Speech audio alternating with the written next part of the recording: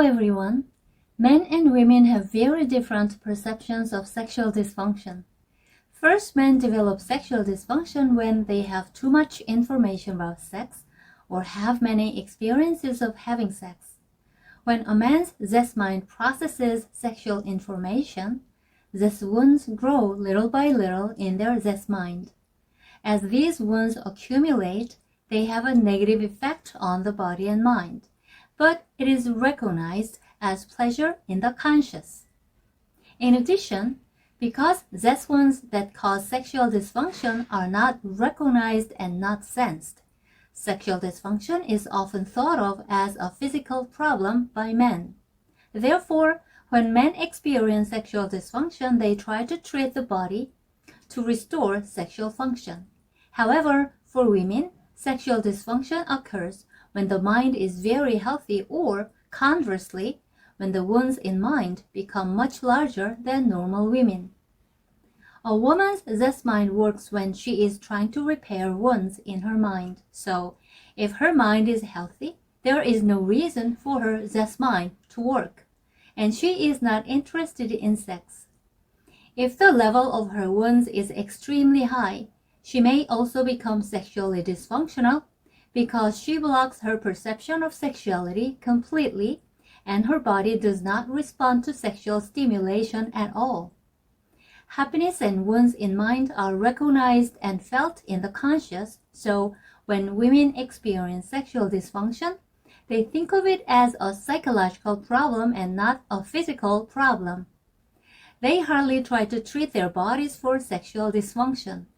However, they may try to treat their bodies being influenced by popular misinformation about sexuality, community activities, or their husbands. Men perceive sexual dysfunction as a physical problem, so they assume that a woman's sexual dysfunction must also be a physical problem. They assume that there is something wrong with the woman's body that causes sexual dysfunction. It doesn't occur to men that women's sexual dysfunction may be caused by a psychological problem. So just as men try to cure their own sexual dysfunction, they try to cure their partner's sexual dysfunction physically. Also, because women think that their sexual dysfunction is caused by psychological problems, they think that men's sexual dysfunction is also caused by psychological problems. So they think that treating men's psychology will cure their sexual dysfunction. Women often think that men need attention and love, and they want to comfort men thinking that they are working too hard, stressed, or tired. Women hardly try hard to treat their own sexual dysfunction, and they don't think much about treating their partner's sexual dysfunction either because they assume that once their psychology is restored, their sexual dysfunction will naturally resolve itself.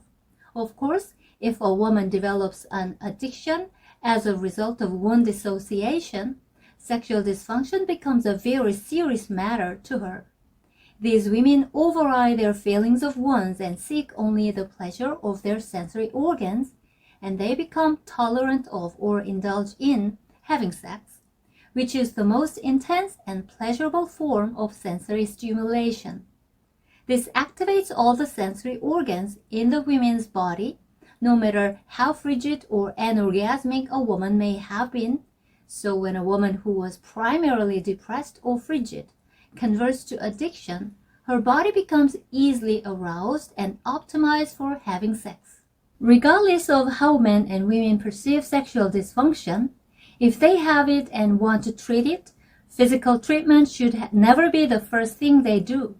Fundamentally, men need to create habits of mind so that they can remove zest wounds, and women need to create habits of mind so that they can treat wounds in mind and change their perceptions and values about sex.